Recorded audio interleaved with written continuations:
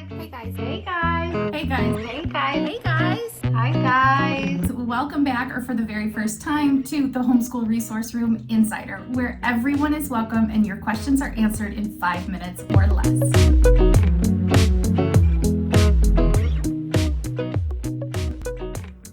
Hey, it's Ashley and this is episode 16.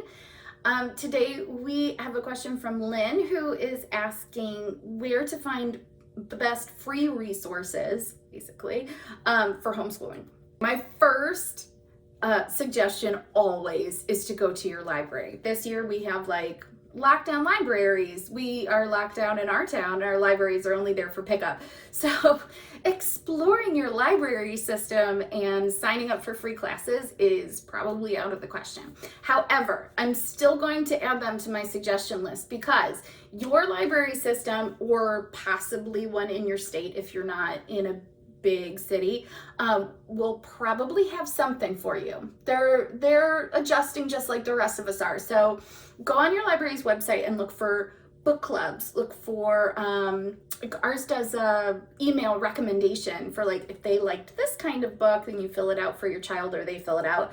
Then they send them a recommendation for what to read every week, and I think that's, first of all, adorable, and then also really helpful, because sometimes me handing them a book and saying, hey, this is something you'll like, and they're like, I don't like anything you say, Mom, So getting that outside help is great. So number 2, I'm gonna say the internet. And here's the thing with the internet.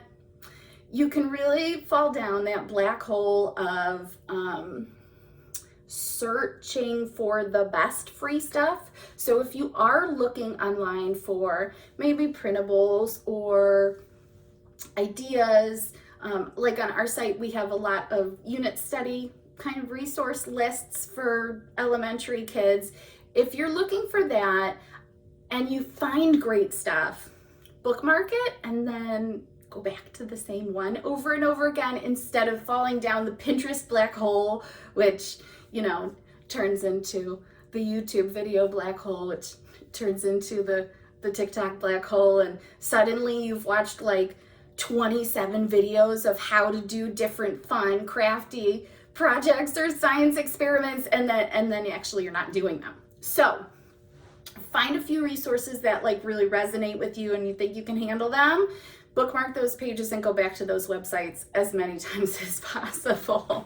So library, internet, and number 3, I'm gonna say, maybe sometimes overlooked, is people in your community. There are a lot of people in your community that might have interests and expertise in maybe topics that your kids are interested in that you might not have thought of. So if your kid is interested in chess, for example, maybe you have a family member that's interested in chess, or maybe a neighbor, or maybe, somebody that would like to play chess and has no one to play chess with at like a local senior center or something. And right now, not everybody's visiting senior centers, but who knows? They could maybe do a Zoom chess match with your kid.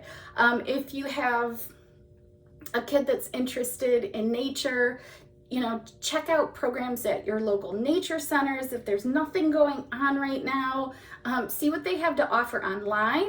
See if maybe there's people there that will work individually with your kids and say like, hey, I know you're not maybe doing like big tours with the public right now, but I have these 3 little ones that are really interested in, birds. Whatever you're working on, there might be a birding expert there that is dying to talk to someone about what they love. So look for those members in your community. Check out your local library, even if it's not open. There are librarians there who want to help you. Trust me, they are like the best people in the entire world. They're like a homeschooler's best friend. And check out the internet with caution. Don't fall down the black hole of time-wasting internet searching, because you don't want to trade, free stuff for your time, because that's expensive too. We don't have a lot to give. If you have any other questions for me, email me at ashley@thehomeschoolresourceroom.com, and don't forget to subscribe.